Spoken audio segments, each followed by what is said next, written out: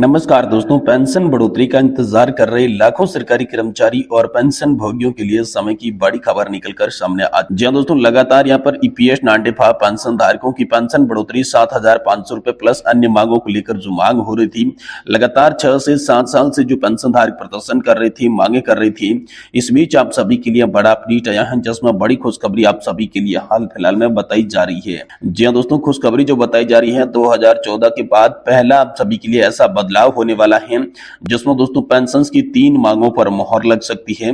दोस्तों 3 मांगे कौन कौन सी हैं, जिसमें बात करें तो पेंशन 7,500 रुपए, साथ ही मेडिकल सुविधा और वेतन सीमा के साथ साथ सुप्रीम कोर्ट का जो आदेश आया था उस पर दोस्तों आप सभी के लिए फैसला हो सकता है, जो कि पेंशन बढ़ोतरी का इंतजार कर रहे लाखों सरकारी कर्मचारी और पेंशन धारकों के लिए एक राहत साबित हो सकती है। इसके बारे में आज की इस वीडियो के अंदर संपूर्ण रूप से जानकारी आप सभी को देने वाली है। वहीं दोस्तों ओल्ड पेंशन स्कीम को लेकर हाल फिलहाल में बड़ी खबर आई है। कर्मचारियों में हाल फिलहाल में खुशी की लहर है, जल्द लागू हो सकती है पुरानी पेंशन योजना। इसके लिए दोस्तों रेलवे कर्मचारियों ने भाजपा सांसदों को ज्ञापन भी सौंपा है। साथ ही इसके लिए दोस्तों अटेवा पेंशन बचाओ मंच यहाँ पर जो है वो लगातार आवाज उठा रहा है। वह दोस्तों अन्य संगठनों ने भी इसको समर्थन दिया है। तो आखिरकार क्या मांग है, कैसे समर्थन मिला है, कैसे दोस्तों ओपीएस की बात आगे बढ़ी है, इसके बारे में भी दोस्तों आज की इस वीडियो के अंदर बात करेंगे। वहीं दोस्तों ईपीएस 95 पेंशन को लेकर बड़ी खबर आ रही है कि पेंशन 1,000 रुपए से भी कम होने का डर जो है वो सभी पेंशन धारकों को सता रहा है। इसको लेकर बड़ी खबर आ रही है कि भारत के यहाँ पर 78 लाख जो सेवानिवृत्त ईपीएस 95 पेंशन के बुजुर्ग न्यूनतम पेंशन निर्धारण की जो समस्या है वो अब तक समाधान नहीं हुई है और इसमें 1,000 रुपए की पेंशन भी घटने की दोस्तों आशंका जो जताई जा रही है। इसको लेकर पेंशन धारकों में काफी डर है। तो आखिरकार कैसे आपकी पेंशन घट सकती है, इसके बारे में भी दोस्तों आज की इस वीडियो के अंदर आप सभी को विस्तार से जानकारी देने वाली है। वहीं दोस्तों राष्ट्रीय पेंशन प्रणाली यानी कि दोस्तों एनपीएस को लेकर पेंशन पर दोस्तों नया अपडेट आया है, जिसको लेकर संशोधन नोटिफिकेशन जारी हो चुका है। तो आखिरकार संशोधन नोटिफिकेशन क्या जारी हुआ है, पेंशन को लेकर आई आज की तमाम बड़ी अपडेट को इस वीडियो के माध्यम से जानेंगे।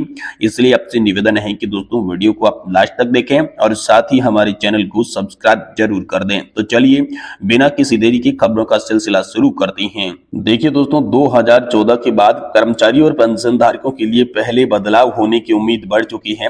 इसको लेकर दोस्तों सुप्रीम कोर्ट का जो आदेश आया था, जिसके बाद दोस्तों लगातार पेंशन धारकों की मांगे तेज हो गई थी, चाहे ओपीएस की मांग हो चाहे ईपीएस 95 पेंशन बढ़ोतरी की मांग हो।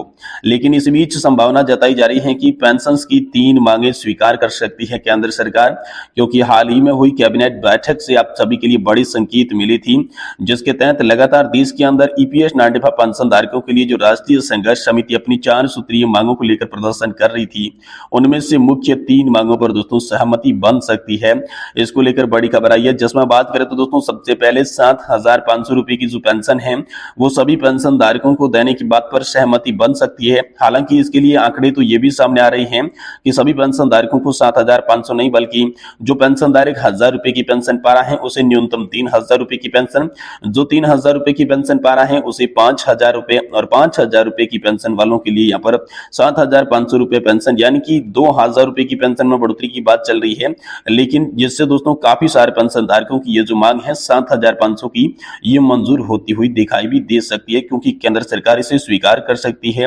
वही मेडिकल सुविधा को लेकर भी लगातार मांग हो रही थी। इस बीच आयुष्मान योजना के तहत भारत सरकार ने यहाँ पर पेंशन धारकों को जोड़ा था, तो इसी को लेकर मोदी सरकार की नई रणनीति सामने आई है, जिसके तहत यहाँ पर बताया जा रहा है कि पेंशन धारकों के लिए विशेष मेडिकल फैसिलिटीज का इंतजाम किया जाएगा, जिससे सिर्फ पेंशन धारकों को ही लाभ मिलेगा। ऐसा दोस्तों अपडेट हाल फिलहाल में सभी के लिए आया।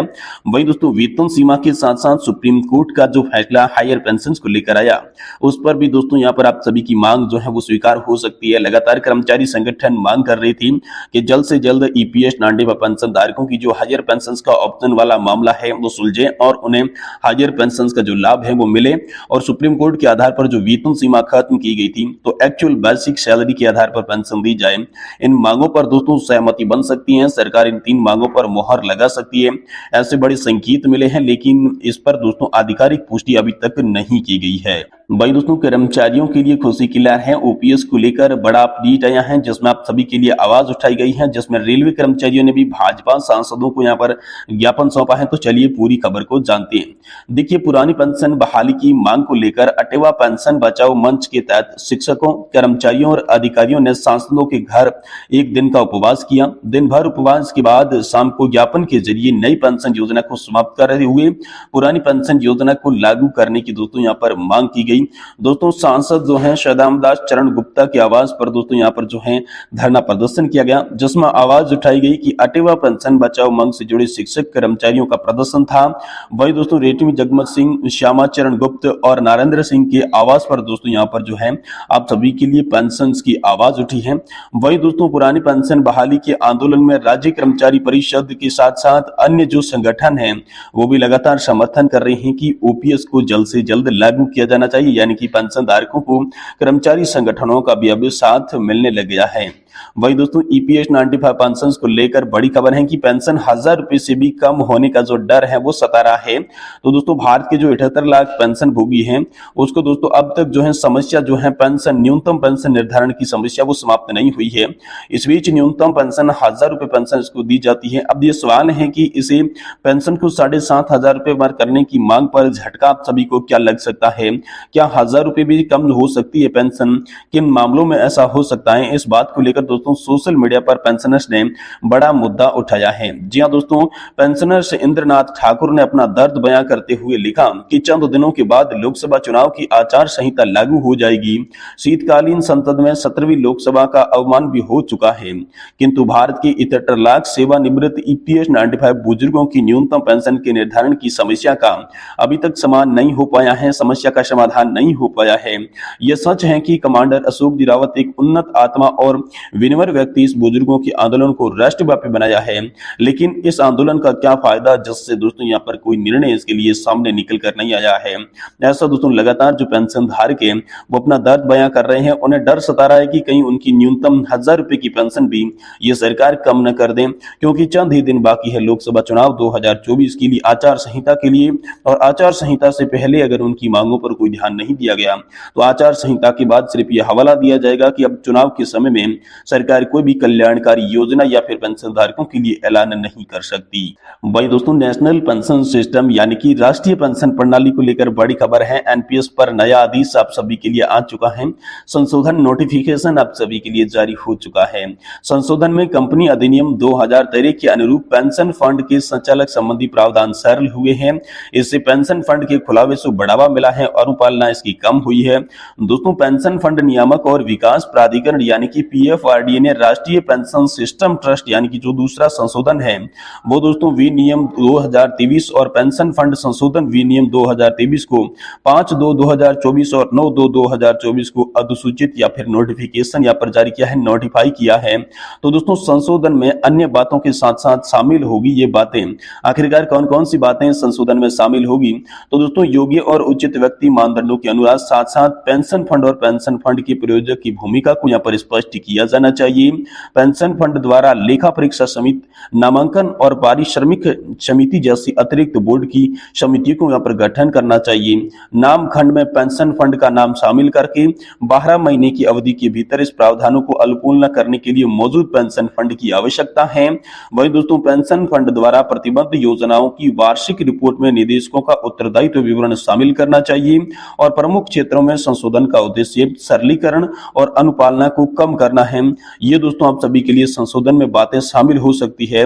और इस संशोधन के लिए जो नोटिफिकेशन जारी हुआ था वो दोस्तों 5/2/2024 और 9/2/2024 को नोटिफिकेशन जारी हुआ था, जिसमें नेशनल पेंशन सिस्टम में नया आदेश ये था कि इसमें अब संशोधन किया जाएगा और पेंशन धारकों को उचित लाभ दिया जाएगा। लेकिन अभी तक आप सभी के लिए न तो कोई संशोधन हुआ है न आपकी पेंशन बढ़ोतरी पर खुशखबरी है। पेंशन धारकों का जो प्रदर्शन है, पेंशन धारक जो आंदोलन है वो कर रही है और सरकार जो है कि कान मूंद के आंख मूंद के बैठी है, पेंशन धारकों की बात नहीं सुन रही है। इसी पर लगातार पेंशन धारक यही कमेंट कर रही है कि 2024 के चुनाव में सरकार को उनकी ताकत दिखा कर रहेंगे।